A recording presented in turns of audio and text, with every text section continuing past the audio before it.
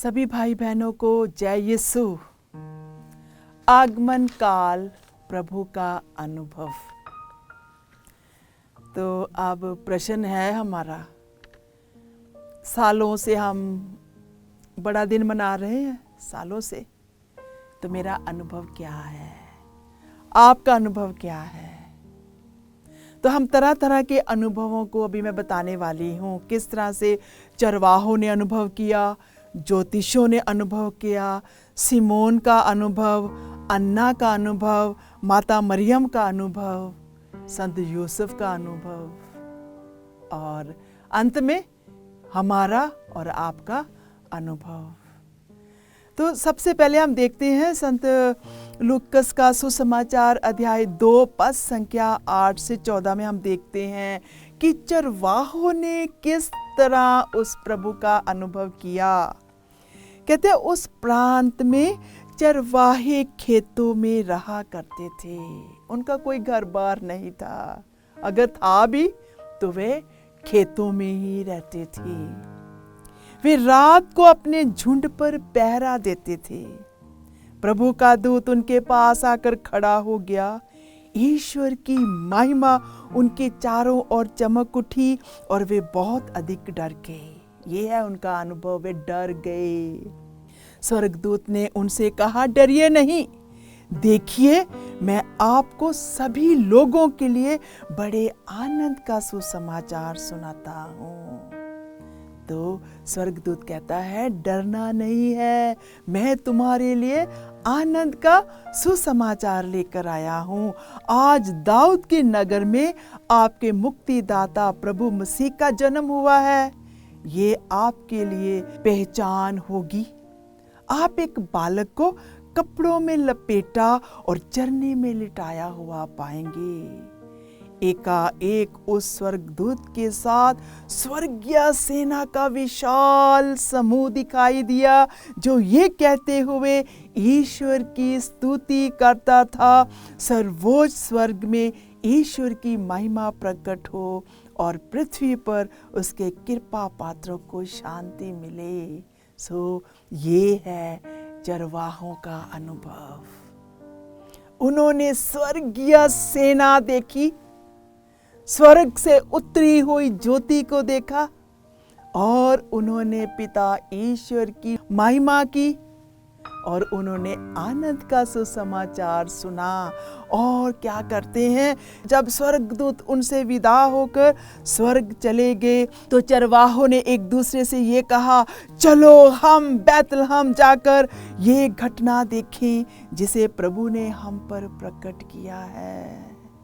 तो कितना आनंद का सुसमाचार है, कितना आनंद का संदेश है। वे शीघ्र ही चल पड़े और उन्होंने मरियम, यूसुफ तथा चरनी में लेटे हुए बालक यीशु को पाया। उसे देखने के बाद उन्होंने बताया कि इस बालक के विषय में उनसे क्या क्या कहा गया। सभी सुनने वाले चरवाहों की बातों पर चकित हो गए। तो ये है चरवाहों का अनुभव। तो आज प्रभु कहता है, हमारा अनुभव क्या है, हमें क्या करना है। उस अनुभव को पाने के लिए हमें प्रभु में बने रहना है,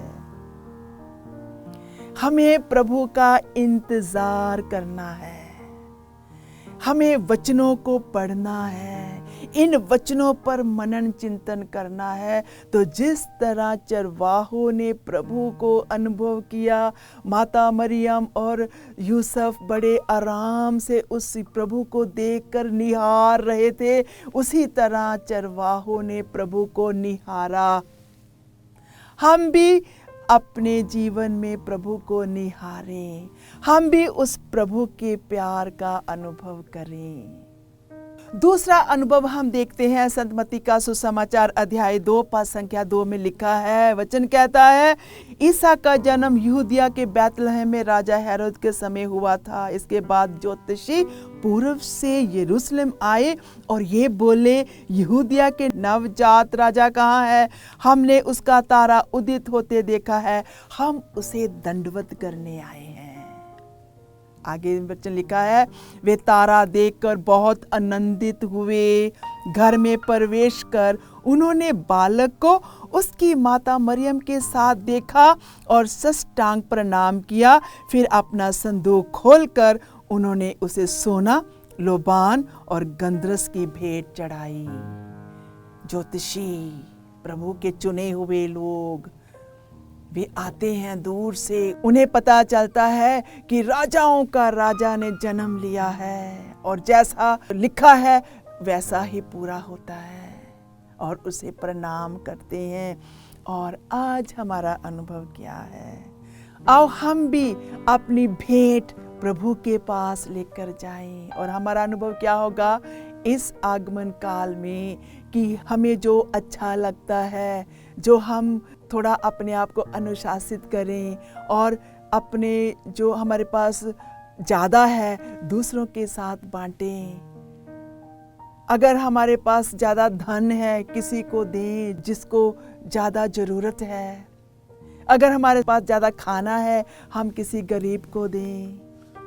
अगर हमारे पास ज़्यादा टाइम है, अपना टाइम हम प्रभु के सामने बिताएं। इसी तरह ही हम छोटे छोटे त्याग, तपस्या करके, वचनों को पढ़कर, पाक मिसा में हाजिर होकर हम प्रभु के अनुभव को अपनाएं। जिस तरह उन्होंने अपना संदूक खोलकर सोना, लोबान, गंधरस भेंट चढ़ाया, हम भी प्रभु को भेंट चढ़ाएं। तो यही होगा हमारा अनुभव। संत लूकस का सुसमाचार अध्याय 2 पद संख्या 25 से 31 में हम देखते हैं सिमियोन का अनुभव। उस समय यरूशलेम में सिमियोन नामक एक धर्मी तथा भक्त पुरुष रहता था। वे इस्राएल की सांत्वना की प्रतीक्षा में था। हाँ, वो इंतजार में था और पवित्र आत्मा उस पर छाया रहता था। उसने पवित्र आत्मा से ये सूचना मिली कि वह प्रभु मसीह को देखे बिना नहीं मरेगा। वह पवित्र आत्मा की प्रेरणा से मंदिर आया। माता मरियम शिशु ईसा के लिए संहिता की रीतियाँ पूरी करने जब उसे भीतर लाए तो सिमियोन ने ईसा को अपनी गोद में ले लिया। कितना अच्छा अनुभव, उसे अपनी गोद में ले लिया और ईश्वर की स्तुति करते हुए कहा, प्रभु अब तू अपने वचन के अनुसार अपने दास को शांति से विदा कर। प्रभु का अनुभव पाने के लिए सिमियोन प्रार्थना में लगा रहता था और वह इस्राएल की सांत्वना के लिए प्रार्थना करता था। क्योंकि मेरी आंखों ने इस मुक्ति को देखा है जिसे तूने सब राष्ट्रों के लिए प्रस्तुत किया है। ये गैर यहूदियों के लिए प्रबोधन के लिए ज्योति है और तेरी इस्राएल का गौरव है। तो आज हम देखते हैं सिमियोन ने जो वर्षों, बहुत सालों से यीशु की प्रतीक्षा कर रहा था, मुक्तिदाता की प्रतीक्षा कर रहा था, आज उसने अपने हाथों में लेकर उसको अनुभव किया।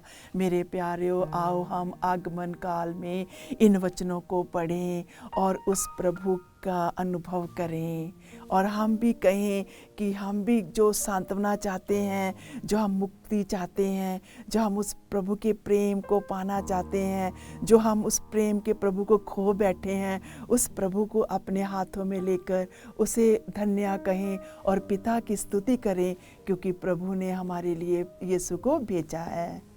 संत लूकस का सुसमाचार अध्याय 2 पद संख्या 36 से हम पढ़ते हैं अन्ना का अनुभव।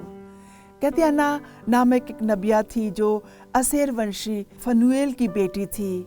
वह बहुत बूढ़ी हो चुकी थी। वे विवाह के बाद केवल 7 वर्ष अपने पति के साथ रहकर विधवा हो गई थी। अब 84 वर्ष की थी। वे मंदिर से बाहर नहीं जाती थी और उपवास तथा प्रार्थना करते हुए दिन रात ईश्वर की उपासना में लगी रहती थी। वह उस घड़ी आकर प्रभु की स्तुति करने और जो लोग यरूशलेम की मुक्ति की प्रतीक्षा में थे वह उन सबों को उस बालक के विषय में बताने लगी। तो उसका बताना, लोगों को बताना उसे सांत्वना दिया। उसने खुलकर प्रचार किया कि मैंने मुक्तिदाता को देख लिया है। आओ हम भी अन्ना की तरह प्रभु के प्रेम को अनुभव करें। अन्ना की तरह हम भी इस संदेश को दूसरों तक पहुंचाएं कि प्रभु यीशु ने इस धरती पर जन्म इसलिए लिया ताकि वे सब लोगों को पिता ईश्वर के पास लेकर जा सके। माता मरियम का अनुभव संत लूकास का सुसमाचार अध्याय 2 पद संख्या 19 में हम देखते हैं। माता मरियम ने इन सब बातों को अपने हृदय में संचित रखा, वे इन पर विचार किया करती थी। वो शांत भाव से यीशु को निहारती है, वो शांत भाव से हर वचन को अपने दिल में संजोए रखती है। She treasured the word of God in her heart. She pondered upon it, what God has done mighty things in her life. मेरे प्यारे आओ, आज हम भी माता मरियम के समान प्रभु यीशु के पास बैठें, नन्हे बालक यीशु के पास बैठें, उसको निहारें, उस पर विचार करें, उस पर मनन चिंतन करें, क्योंकि ये प्रभु पिता ईश्वर का बेटा है जो हमें प्यार करने के लिए, जो हमें अपनी ओर आकर्षित करने के लिए, जो हमें मुक्ति देने के लिए इस दुनिया में आया। संत लूकास का सुसमाचार अध्याय 1 पद संख्या 38 में लिखा है, देखिए मैं प्रभु की दासी हूँ, आपका कथन मुझ में पूरा हो जाए। और स्वर्गदूत उसके पास से चला गया। जब यीशु ने जन्म लिया, माँ मरियम इन शब्दों को दोहराती रही, शांति से दोहराती रही, मैं प्रभु की दासी हूँ, मैं प्रभु की दासी हूँ। आओ आज हम भी इन वचनों को दोहराएं, मैं प्रभु की दासी हूँ, प्रभु का वचन मुझ में पूरा हो, प्रभु का कथन मुझ में पूरा हो। तो हम इस वचन में बने रहें, मैं प्रभु की दासी हूँ, प्रभु मुझे प्यार करता है, और हम उस मनन चिंतन में आगे बढ़ें। जिस तरह माँ मरियम ने प्रभु को निहारा, हम भी उसको निहारें। वचन कहता है संत यूहन्ना का सुसमाचार अध्याय 1 पद संख्या 12 में लिखा है, जितनों ने उसे अपनाया और जो उसके नाम में विश्वास करते हैं, उन सबों को उसने ईश्वर की संतति बनने का अधिकार दिया। यानी प्रभु इस दुनिया में आए कि हम ईश्वर पिता की संतान बने और उसके राज्य के अधिकारी बने। इस आगमन काल में आओ हम अपने हृदय को खोलें और अनुभव के लिए मांग करें कि कम लॉर्ड जीसस कम, प्रभु मेरे दिल में आओ, कम लॉर्ड जीसस कम, प्रभु मेरे हृदय को अनुभव दिलाओ। जिस तरह चरवाहों ने, ज्योतिषों ने, अन्ना ने, सिमियोन ने, माँ मरियम ने प्रभु का अनुभव किया, आज हम भी उस अनुभव की मांग करें। प्रभु आगमन काल में हम तुझे प्यार करना चाहते हैं, हम अपने जीवन की भेंट तुझे चढ़ाना चाहते हैं। संत यूहन्ना का सुसमाचार अध्याय 14 पद संख्या 23 में लिखा है, ईसा ने उसे उत्तर दिया, यदि कोई मुझे प्यार करेगा तो वे मेरी शिक्षा पर चलेगा, मेरे पिता उसे प्यार करेंगे और हम उसके पास आकर उसमें निवास करेंगे। तो आज हमारा अनुभव ये होना चाहिए। प्रभु कहते हैं जो मेरी शिक्षाओं पर चलते हैं। और कौन सी शिक्षाएं हैं? शिक्षाएं यही हैं, एक दूसरे से प्रेम करो, अपने ईश्वर को प्रेम करो और समय के अनुसार कलीसिया की सहायता करो। और जब हम उसकी सहायता करते हैं, हम उससे मेल जोल करते हैं, तो पिता हमें प्यार करता है और वह हमारे जीवन में निवास करता है। आओ हम कुछ क्षण शांत रहकर उस प्रभु का अनुभव करें, उस प्रभु की शांति का अनुभव करें।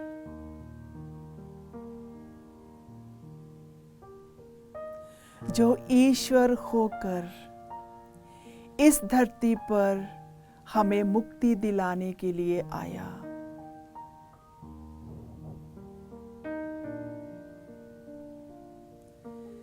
वे इस संसार में मनुष्य की तरह रहा, फिर भी उसने पाप नहीं किया, वे पवित्र रहा। हम भी आज उस पवित्रता का अनुभव करें।